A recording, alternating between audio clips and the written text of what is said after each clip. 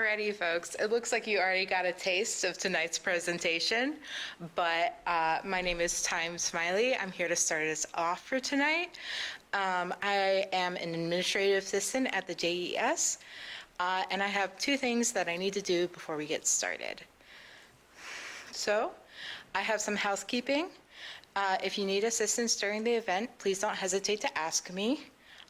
And our Q&A portion looks a little bit different tonight due to Judy's hearing issues. So I have the cards at the end of the table.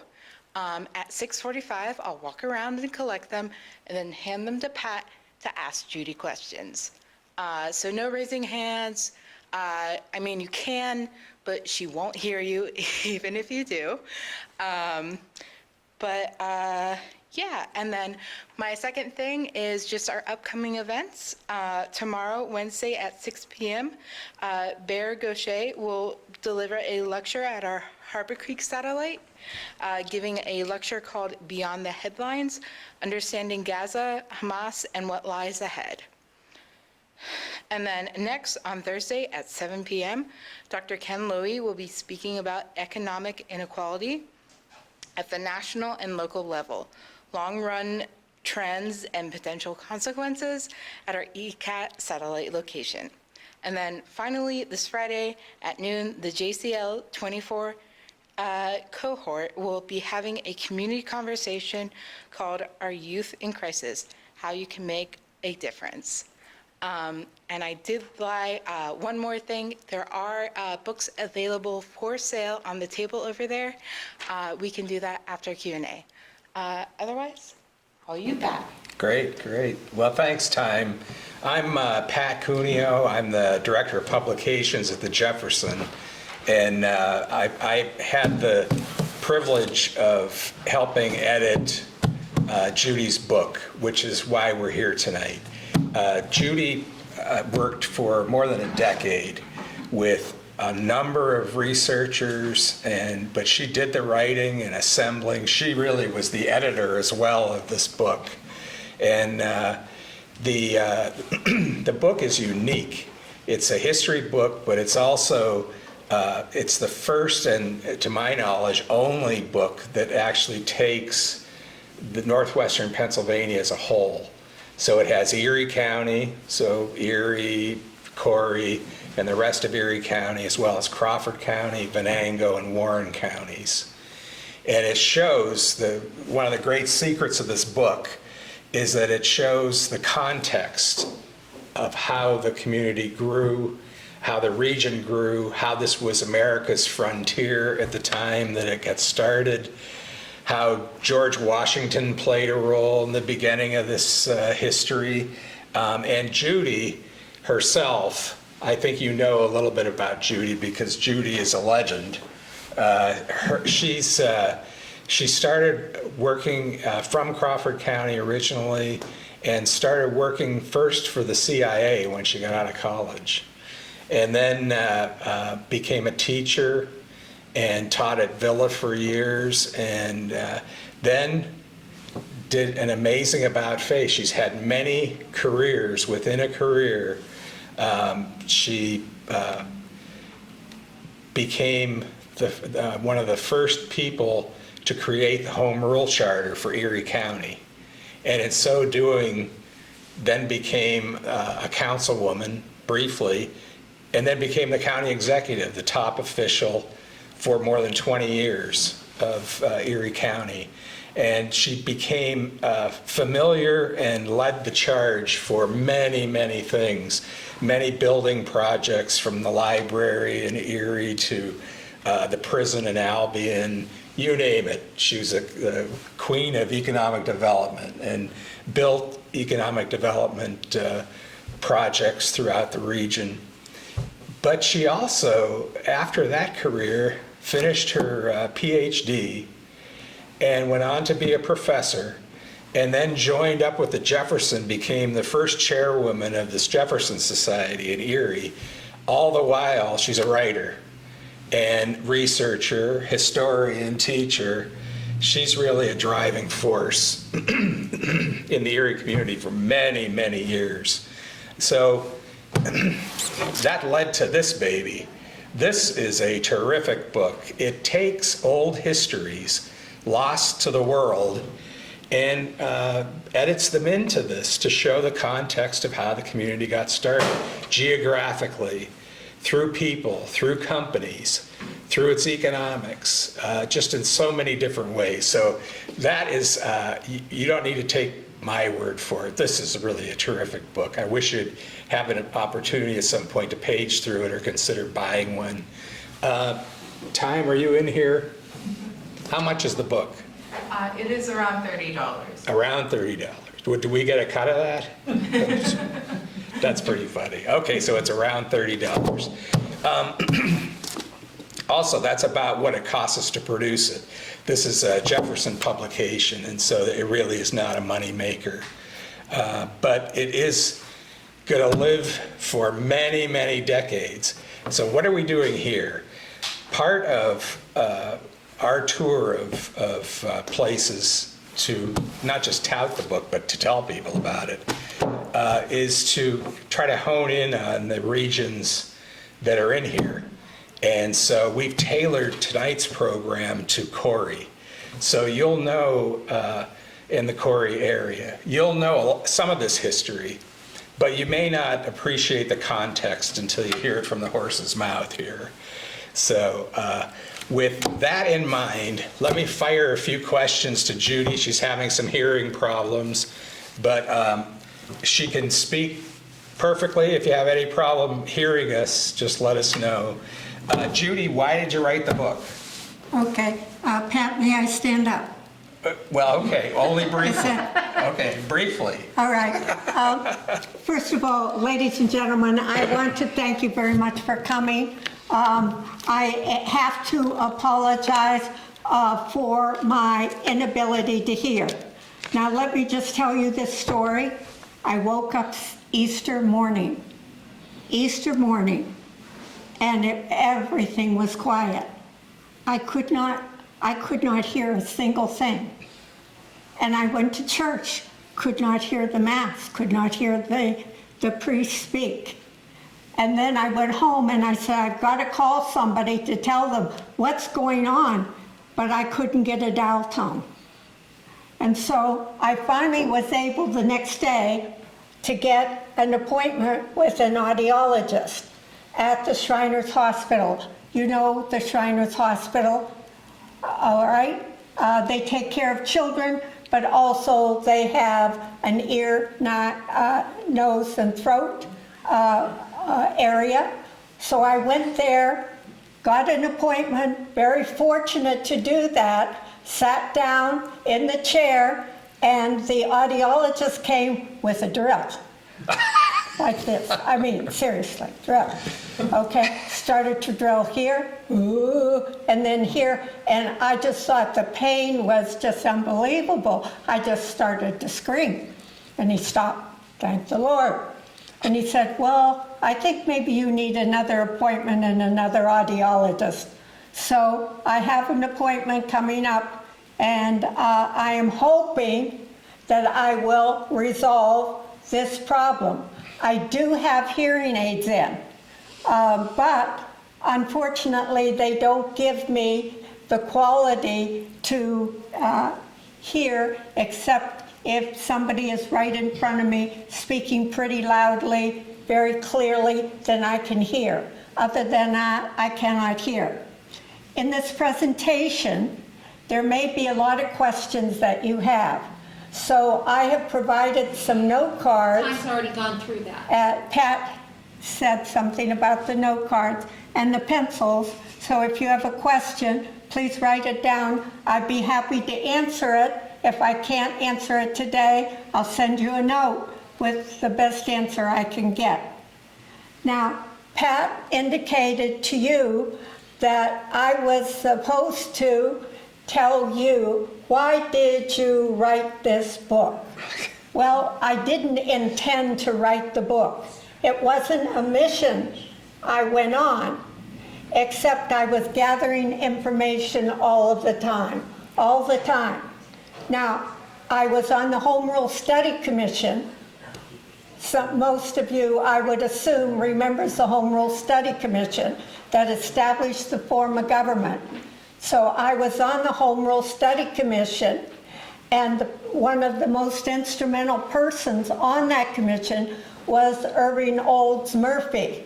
He was from Washington Township, and his purpose, and the whole purpose of the Home Rule Study Commission, was to look at county government, which was 3 commissioners, and say, we have a real problem here. We have a significant problem. We want to be able to do the greatest development project and program that we can do for Erie County. And we don't believe that 3 commissioners could do it. We need the form of government, the same form of government that's on the federal and the state level. And so there was a study, there was a time when we came together and the Home Rule Study Commission wrote all of the parts of the charter. The charter was approved by the populace, and then it was put into operation. Now, did it solve the problem? No, but it was an effort. It was an effort. And I think that that's what I'm going to be talking about, is a lot of efforts through the multitudes of centuries, of generations that we have lived here, okay? And in order to produce a better quality of life, a higher productivity, increase in wages, increase perhaps in population.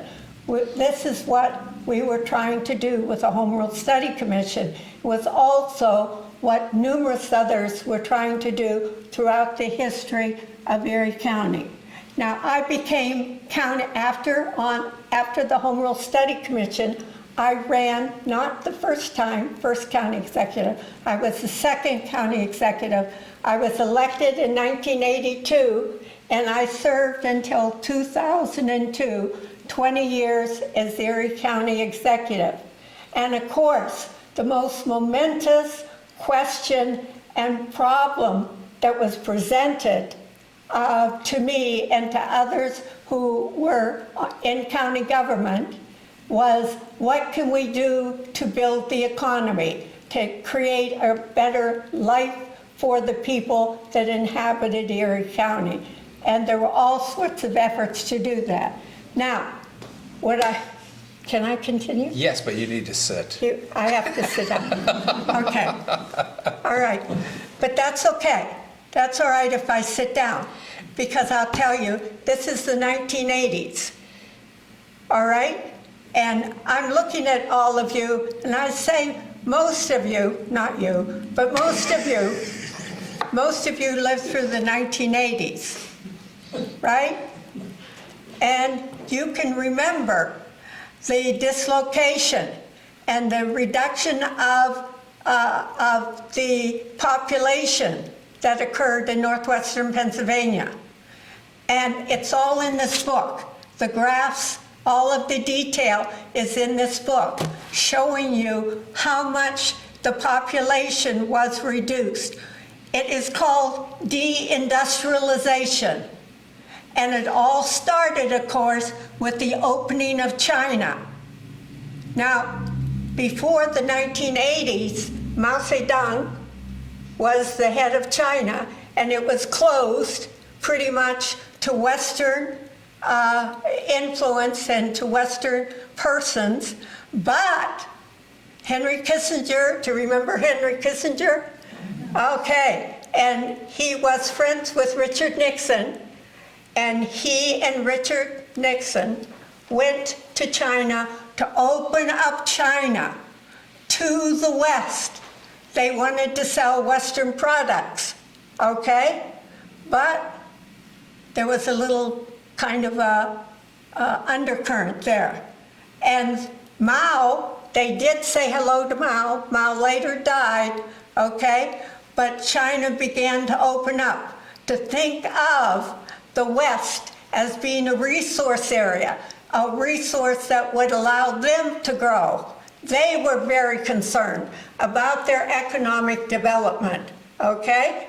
So then after Nixon, who came was Ronald Reagan, and that was the 1980s. That was when I was first elected county executive in 1982, and the 1980s was a time in which the United States was saying, oh, China is going to become one of our best trading partners ever, okay? And so what started to happen, and if Pat or if any one of you owned an industry at that time, you might be looking for a cheaper way to make products. Maybe you could have them made in China and then bring them back. And then you would deploy them here, put them all together here, and then put them on the market. But you have saved a lot of money because initially the products that were part of your final product were made in China with low-cost labor. And so what occurred throughout the 1980s, and even into the 1990s, was deindustrialization. And where was it in the United States that industry was a vital sector? Well, here, honestly. It was other places, but Northwestern Pennsylvania was one of the largest producers of goods, manufactured goods. And it was here that deindustrialization had one of its greatest impacts. We saw very quickly the loss of jobs here that deindustrialization brought. Now, those graphs are in this book. And can I stand up? No. No? No, and do not refer to the book, okay? No, I'm gonna fire But they are on page 310, I believe, and 312, and what you will see is the reduction of the population. The population of this area, Northwestern Pennsylvania, 4 counties, began to drop. Actually hundreds, and then by the thousands, the population began to drop. So if you had been elected as county executive in 1982, what would you do? Well, the best thing to do is to hide under the table. But, you know, the people like Pat Cuneo, who was on the Erie Times at that time, wouldn't allow you. No, they'd come right under the table. What are you going to do about this? What are you going to do? And so you begin to develop plans to address the deindustrialization. And it wasn't just deindustrialization, it was the actual dropping of the population here. The population for the first time started to implode. And so that was the 1980s and even into the 1990s. And that was when I began to gather the information, I attended everything I could, every economic development organization, the Economic Development Corporation of Erie County. I was a proud partner, okay, in every other one I would attend, talk to people, see what their ideas were, and to the extent that we could, initiate projects to reduce the impact of industrialization. Let me tell you something. We came by Route 19, okay, from the city, okay, the city being Mill Creek is, of course, okay, it's not a city. Okay, we came from Mill Creek, we came up Route 19. I want you to know, no, I don't want you to know, okay? Okay, but I'm going to tell you anyhow, okay? And that is one of the biggest factors in the growth of the Mill Creek Mall was the movement of water into that area. Without water, you're not going to have stores, you're not going to have, and there was no water no public water available. And guess who? I'm sorry. Good, no, good for you. Well, you know, it was a good game at the time. It was a good game. And another thing, one of the things that Lou Tullio did, and I was saying, what? Because I-90 was supposed to come right into the city by the old Lord's, you don't remember that, old Lord's manufacturing plant come into the city, I-90, and he said, oh no, we're going to stop it right up there, right at the beginning of the Mill Creek Mall, because this is where we want the travelers from New York, from Canada, from the Cleveland area, from the other areas of Ohio. This is where we want them to come. We want them to come to our new boulevard, and that was Peachtree. Well, guess what? What happened to the inner city? I say that very quietly because, my God, it was gone. Even today, we still struggle for the inner cities, not only just the city of Erie inner city, but even Corry, right? You struggle to keep it alive. How does your communications routes, how do your streets intersect? How do they bring people down into your corridor, which is your commercial corridor?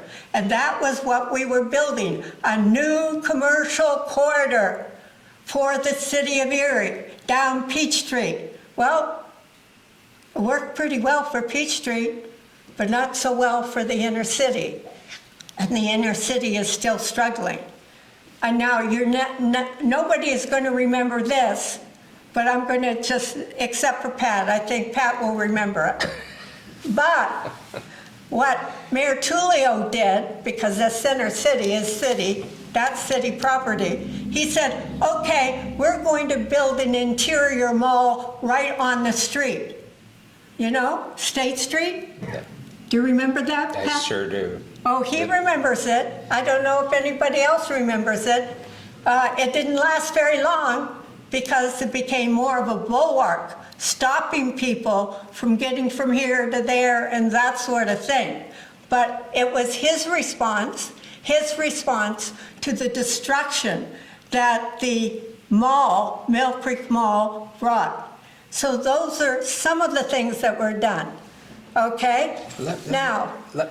Judy. Why, the question was, why did I turn to the study of history? Because what's history going to tell you? It's going to tell you what happened in the past. But I'm so sorry to explain this, but at heart, a historian. I went to school at Allegheny, I went to school at Gannon, I went to school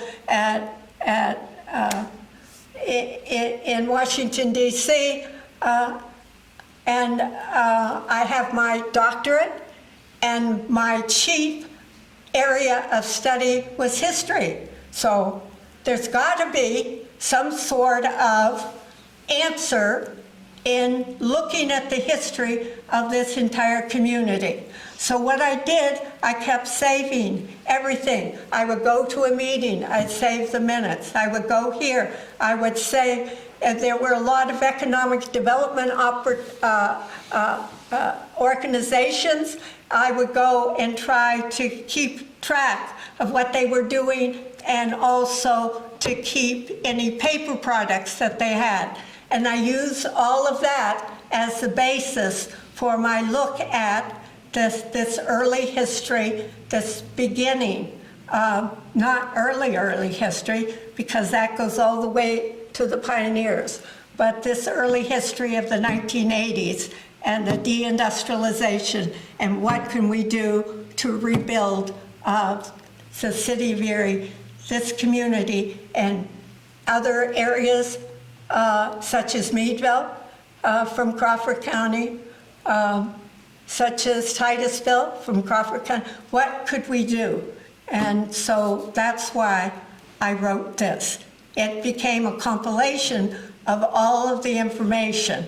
Now, theoretically, it should give you an answer. And I do myself have an answer, but it wouldn't necessarily be yours. Okay? I can tell you that we are going through the same thing today. You are seeing the declining of the population of Corry, the decline of population of the city of Erie, decline of population of all of Northwestern Pennsylvania. You're seeing the regression of job opportunities. So, the same thing is happening today. And that's the repetition of history. What can we do? I really do believe that the only answer is you keep trying, you keep doing, you find something that works, you push it, you build it, you promote it, and then you try over and over and over again. And then whop, you get another hit. And maybe it's the tariffs, or maybe it's something else that comes along and destroys what you have. And then you start over again. But that's it. It's resilience. It's grit. It's determination. Now, I started this book with Washington, George Washington, and I ended the book with George Washington. There was probably nobody in American history that had greater resilience and greater grit and greater determination. He would see it through. He would make sure that we triumphed. He would try everything that there was, and then he'd go back and try again, and he would be successful. And that's what I think that this book tries to bring to the communities here of these 4 counties. We're on a path. We have been on this path before, but resilience, grit, determination will get us through it, but it will not be forever. And we will hit the same divides, the same, not exactly the same, but similar problems, and we will be back trying again, because we have to. We have to. Oh, nicely said. That was good. You're gonna need to rest now. You'll have to rest now. That was a great answer. One of the interesting things about Corry too is that here, Corry, as you guys all know, it experiences the same big urban problems as every major city. And you've had to cope with the loss of industry and any number of things. But how did Corry get started in the first place? And what we did in this book is tried to show that in our prep here. Corry is the result of businesses taking advantage, principally railroads, of the oil boom. And that's really what drove the region. It drove the creation of a town. Back when Hiram Corry, with one R, had his farm where the 2 railroads meet, that's the launch point of the Downer Oil Works and many number of things. But this is what Judy has delved into. So can we talk about some of the early parts? The what? Early Corry, when it's first formulated. Oh, thanks. Okay, this is my daughter, Catherine. She's my youngest daughter, and she keeps me in tow, okay? And she is now telling me I'm on the second question. And that second question is,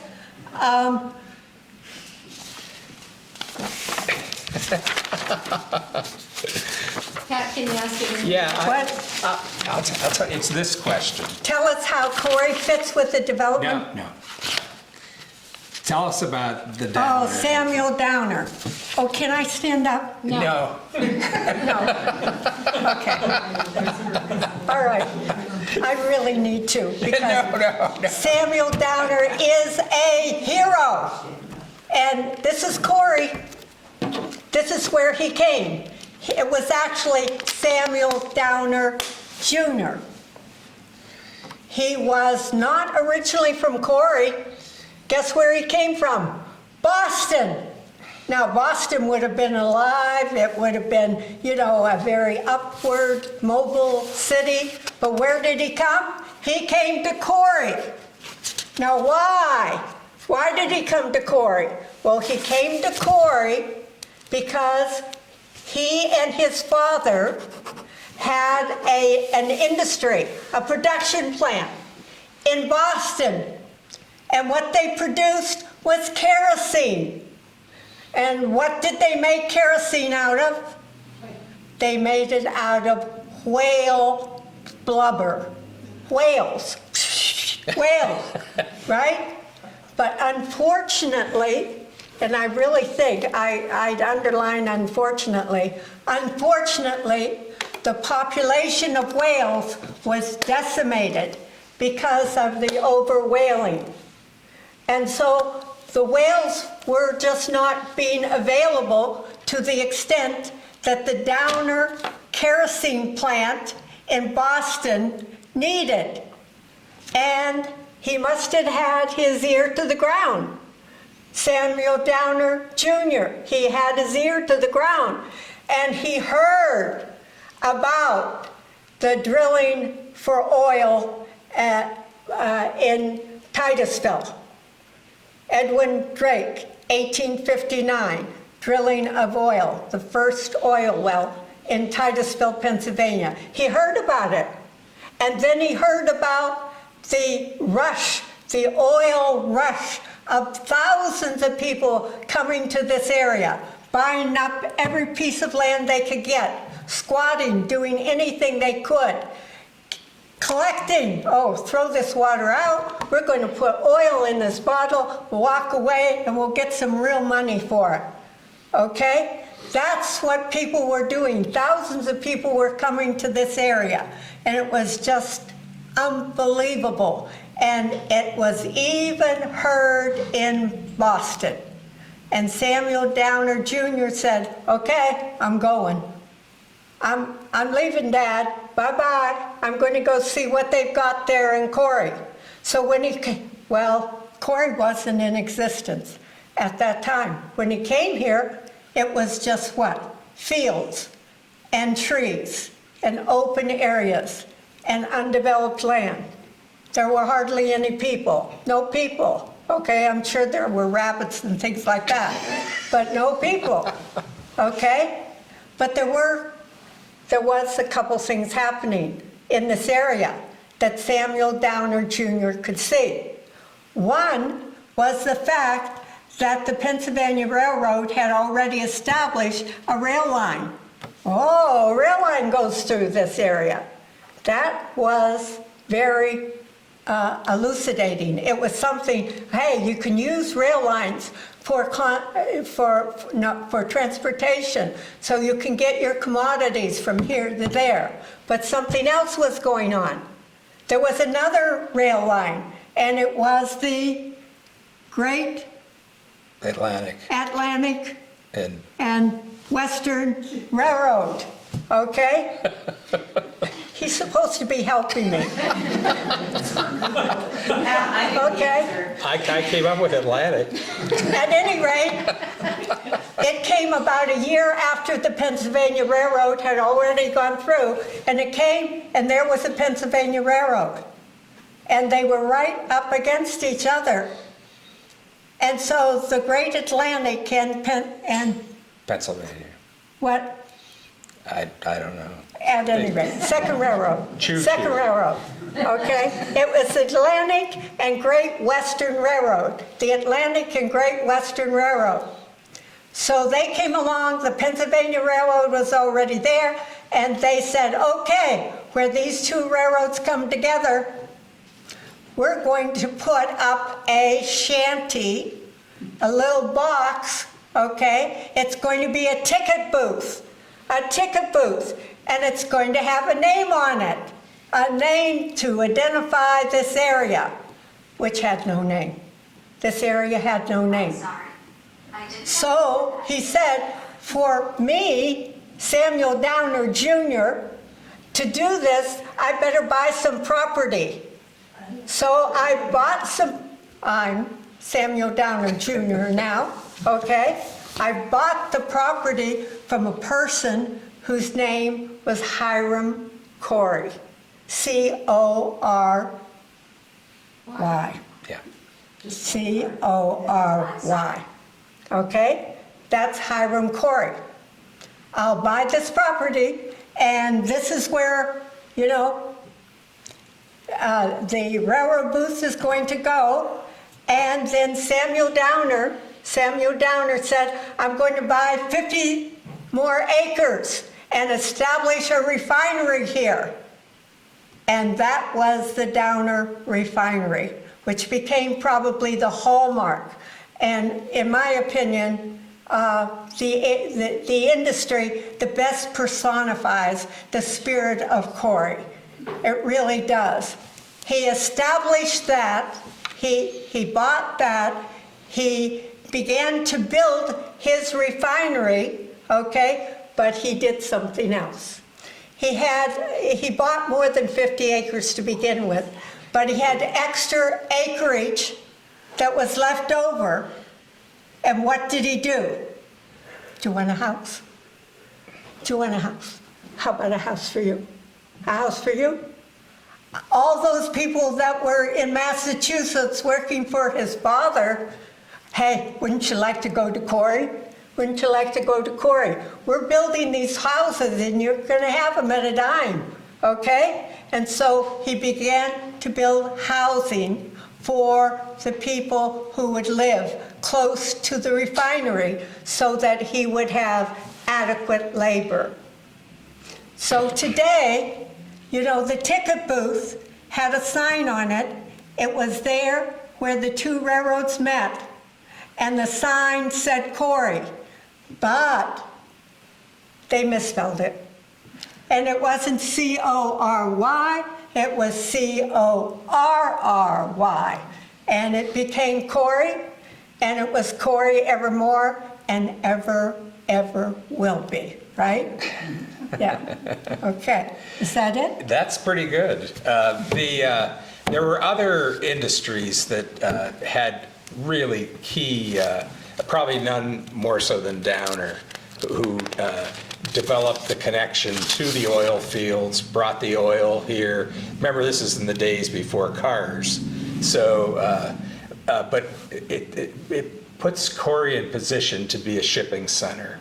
And that's really what it was. And it also facilitated any number of things, like the containers. Corry itself was really smart, though, and it delved into manufacturing before a lot of communities. So this is what put Erie on the map as well, the oil boom. But another key industry was the Climax locomotive, and you know Corry's great effort to bring the Climax back and everything else, but tell them about the Climax. Let's hear it for Climax. Climax, all right? Climax has become the symbol of Corry. And you know a Climax locomotive can be found in the Corry Historical Society.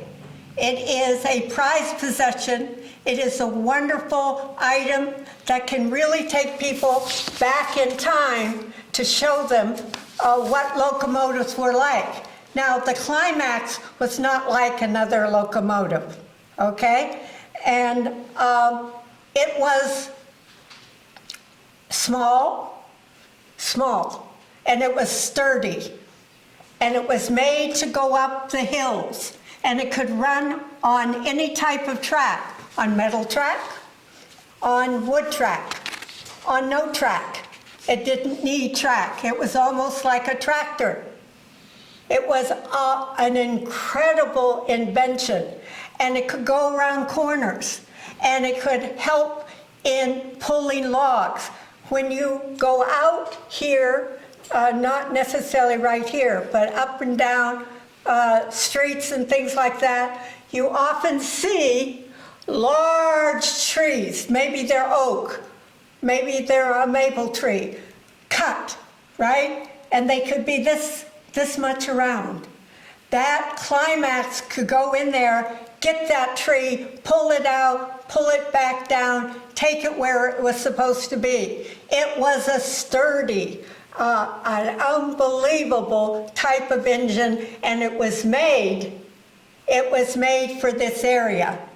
Now, I should tell you a little bit about what happened, but I'm going to have to read that, okay? Now, in 1872, Gibbs and Sterrett Manufacturing Company, they were located in Girard, and they actually owned the Climax.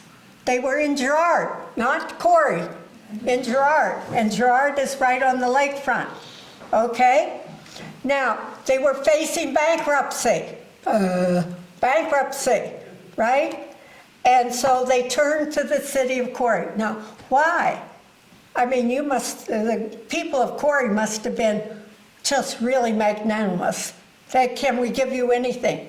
Anything you want? What do you need? What? So they turned to the city of Corry, and Corry approved a 10-year municipal manufacturing bond for Gibbs and Sterrett at $106,000. That was a lot of money back then, okay? And it had 8% interest, 8% interest.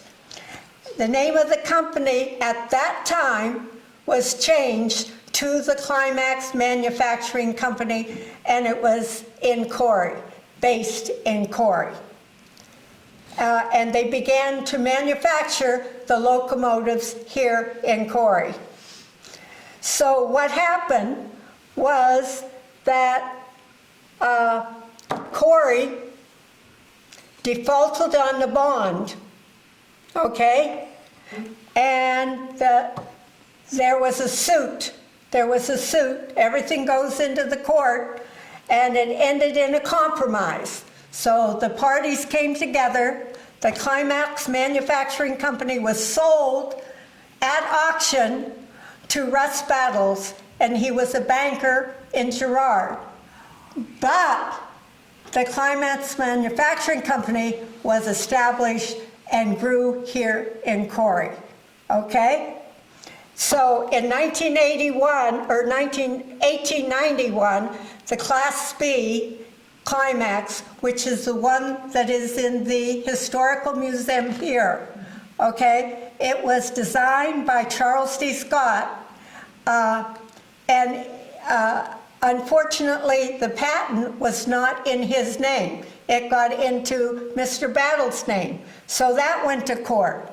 But finally, he won, Scott won, and then the manufacturing of the Climax began again here in Corry. So the Climax Manufacturing Company became the hallmark of the manufacturing sector. And you know why? Because it is a sturdy engine, like the sturdy population. It can go anywhere, around curves, it can haul anything, it can build whatever that needs to be built. And so it is a suitable symbol. I think it's a wonderful symbol of what Corry is. Oh, that's excellent. Thanks. There's a great trivia note with Rush Battles, the banker from Girard, who must have been a pretty sharp operator, and not to mention ruthless. So he ended up, I think it was his daughter who succeeded him. The Battles museums that are in Girard and all the other things that are in Girard, they were the only bank in this entire region beyond Erie County that stayed open during the Great Depression because they were so well financed. Small trivia point. There's another business that started, I didn't even know this till Judy's book, but Yost Calligraph, that was an early typewriter. Oh! And it's an amazing story that was one of the great products from here. Oh, yeah. Okay. Got it. Do any of you have a calligraph? If you did, I have a feeling there would be antiquers that would give you some money for it. Okay? Now, I have never seen a calligraph. It was an old typewriter. I've never seen it.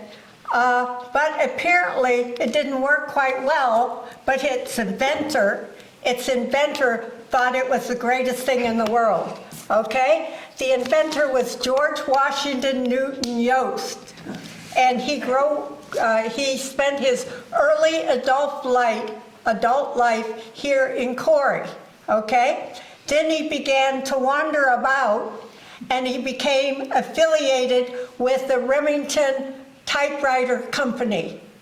And he was a person who experimented, who always thought things could be better. And so he produced a much, much, much better Remington typewriter. Now, there might have been a problem, okay, because he left Remington and he came back to Corry, okay?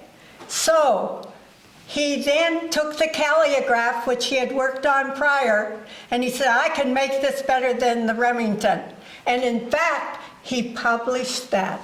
He published it in a newspaper. The calligraph is better than the Remington. Well, guess what? They sued him. They sued him. But the American Writing Machine Company, which he organized, was able to eliminate the suit, and they began to operate here in Corry, and they operated from 1887 to 1924. The company employed not 150 people, 150 people, and they produced 65 calligraphs a week, and sold them. So somebody has to have a calligraph, and it's got to be worth some money. This is what the proclamation or the calligraph claims, okay?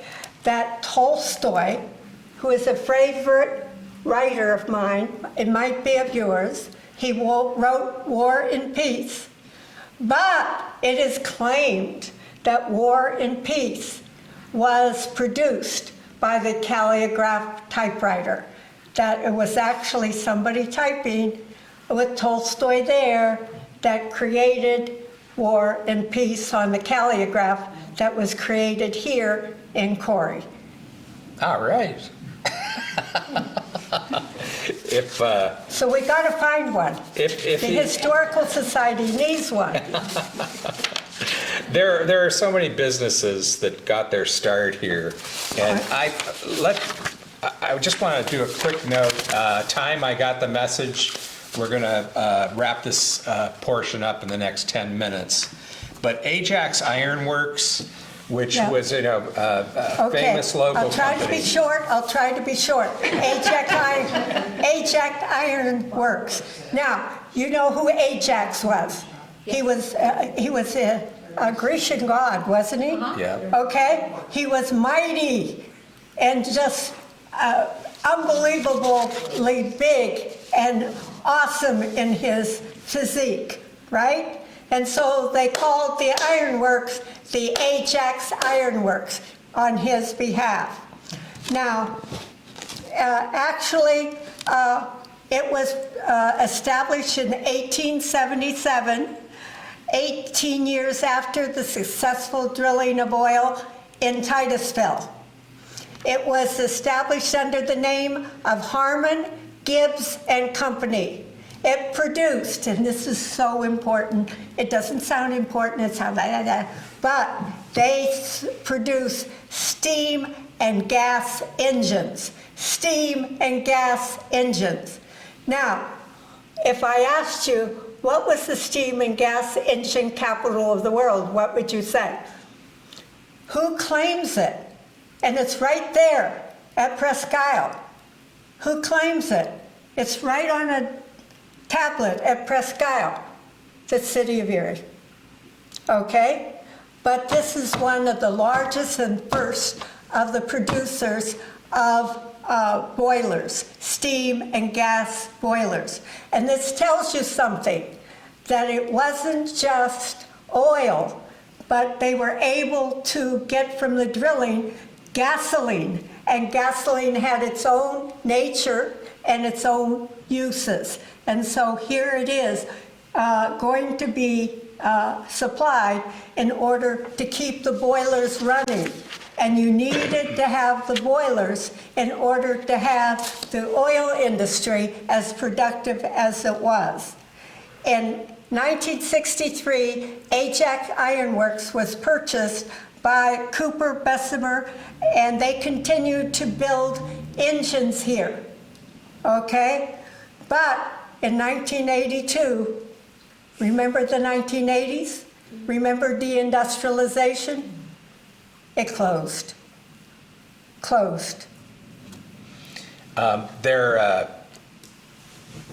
resilient, though. Corry's been resilient many, many times, and this was pretty much the birthplace, next to the birthplace of the plastics industry. And We're going to talk about the plastic. and why don't we do that before we answer people's questions? Okay, I wish Hoop Roche was here. He is a hero of mine, and I don't know how you feel about him, but he's certainly a missionary for Corry, okay? Hoop Roche was an employee of Nosco Plastics. Nosco Plastics, located in Erie. Now, some of us can be proud, and some of us go like this, plastics, you know, but Erie was well known for its manufacturing of plastics and molds for the plastic industry. It was a hub. It was a manufacturing center for plastics. Remember the hula hoop? Oh, you have a hula hoop. Do you use it? Okay. Where was it made? Probably in Erie. Where was it created? In Erie. So many of the plastic products that we know were created in this area. Now, Erie Plastics was started by Hoop Roche and William Hayes, and it was located here in Erie, or in Corry. It specialized in plastic plastic packaging for manufacturers. So anything that needed a little plastic filter, a little plastic cap, a little plastic this is what Erie Plastics produced. Its primary purchaser of these plastics was Procter & Gamble, and maybe you remember. So what happened was that Procter & Gamble canceled their contract with Erie Plastics, and this could reduce, to tears, and Erie Plastics folded as a result. Now, that area where the plastic industry was located in Corry became part of the Redevelopment Corporation's land holdings, and since it has been repurposed and reused. And so this is the story of history. It is, again, a rebirth, a death, a rebirth. The Erie Plastics, the complete of that story is that Procter & Gamble pressured them into becoming the sole producer for all their caps and stuff. And so they did. They had to increase the workforce, like quadruple. And then they had a change in leadership at Procter & Gamble and divided that business into 5 different producers. And that sent it reeling. But this is the resilience again. And Hoop is a great friend of ours too. Hoop, he took it on the chin with that, and he also became one of the greatest players in the new industrial development of Corry and the control. Basically, I think it was probably your doing too. Corry's influence in Erie County redevelopment has been pretty much apparent for years, going back to your tenure, right? Yeah. Yes. I'll get back to that. And then let me just, we're going to just wrap up our section of this with the trolley, because people will be fascinated by all the things with the trolley and its importance in Okay. Corry. Now, trolleys, you know, maybe to you, this is old business, this is old hat, old industry, I don't like trolleys, right? But when I went to George Washington University in Washington, D.C., one of the greatest, you know, experiences I had was riding up and down on the trolley by the White House. It was just wonderful, and I have always really liked trolley transportation. Now, the trolleys really became the mode of transportation during the first decade of the 20th century. But you know what happened? Buses, automobiles, trolleys are gone, okay? And the last trolley went from Meadville, okay, to what was the park? There was a park. Oh, What was- Waldameer. What? The Waldameer Park one? No, Meadville. Oh, Connie Lake. What? Oh, Cuneo Lake. Yeah. Conneaut Lake Park. That's where the trolley went, to Conneaut Lake Park. And that was the last trolley that operated in the Northwestern Pennsylvania region, okay? Now, if you go way back when the trolleys came to Corry, and this fellow, Charles P. Northrup, he paid Corry City Council, he paid them $2,500, a lot of money at that time, to allow the Corry Columbus trolley to stop in Corry. And that occurred, and Corry had trolley transportation. And in fact, one of the highlights of the Corry period of time with the trolley, which was only a couple of years, was the fact that it took in one day about 20, I can't believe this figure, 20,000 people from the Corry area to the Corry Fair. It carted off. It would come and go and come and go. It took 20,000 people to the Corry Fair. Now that's according to my notes. And I don't know whether they're correct or not, but I'm passing this on because we could go like this. Right, Corry, Corry, Corry, Corry, right? Did it. And another thing, one of the things that I'm told, don't know for sure, is that there is a trolley museum, and the museum is in Washington, Pennsylvania, not that far from us. And if you go down there, I hear, haven't seen it, that they highlight the trolley that took 20,000 people to the Corry Fair. So Did they something take 'em to think home? about. Did they take Now, 'em home? one of Were the they- other things I want to say is the trolleys were propelled by electric motors.